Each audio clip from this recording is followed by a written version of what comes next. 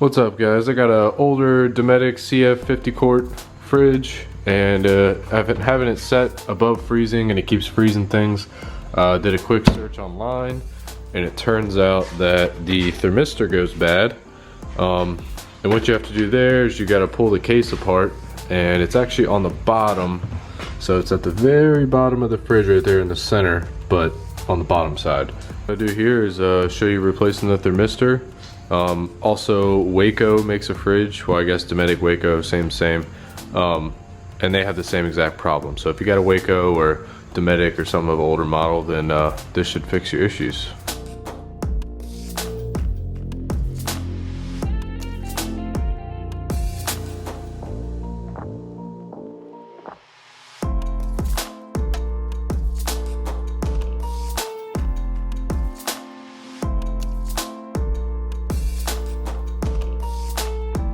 Just to give you a look at what I did there, took the handles off.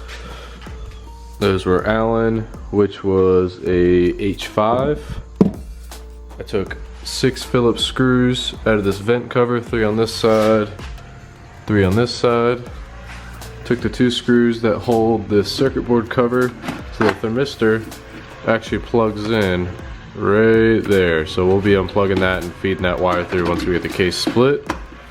Obviously took the lid off. Yeah, and that's it so far. And we get it tipped up on its side and we'll work on the screws on the bottom.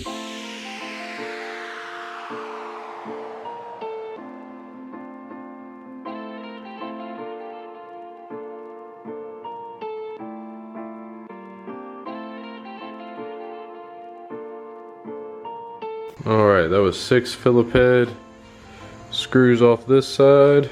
And then there was 4 total Phillip heads over here, but they're actually threaded like a bolt. So keep those separate, and you gotta remember those are gonna go on this side.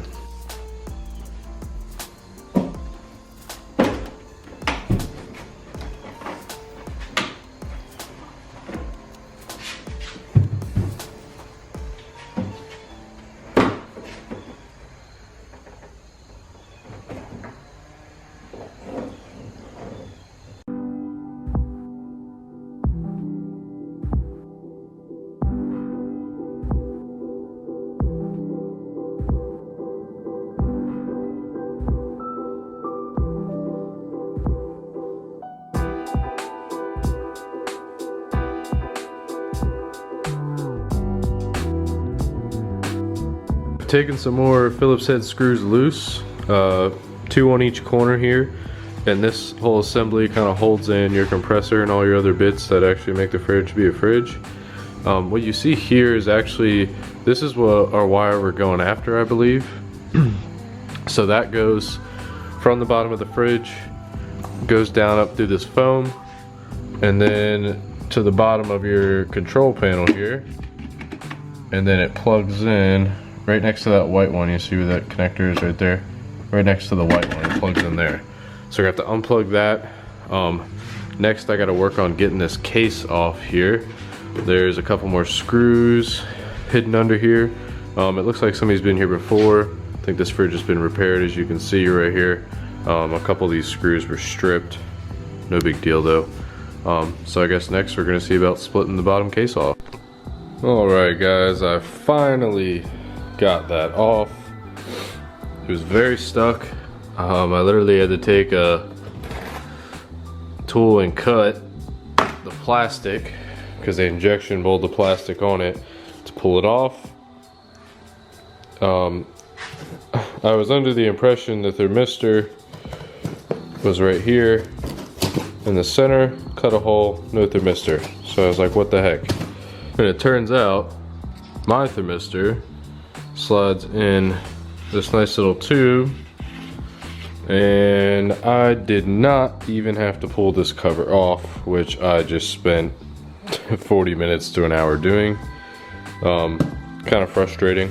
Also ended up marring up my fridge on all kinds of places trying to pry it, so that kind of sucks, but hopefully this video will save somebody else the trouble. Pulled the thermistor out of that handy dandy little tube I told you about. This is the control panel. The thermistor plugged in right there. I just took a little pocket screwdriver and kind of pried up and popped it out. All right. So here is the old thermistor. I kind of believe somebody's been in there before. Maybe whoever fixed that. New one's a little different. It's a little more solid. Well, I guess it's not. It's probably just not worn. But we'll get that in there next. Did everything in the reverse order that I took it apart. Got it on. Appears to be working. Of course, I just plugged it in, so we're not going to know if it's cooling or not here after a little while. Alright, so that about sums it up. I can't say that was easy. It probably took me about an hour and a half. Hardest part is just getting that cover off. If you don't have any patience, I don't recommend that. Definitely lost mine a little bit while I was doing it too. So, but yeah, we'll see if it works, and we'll see you next time.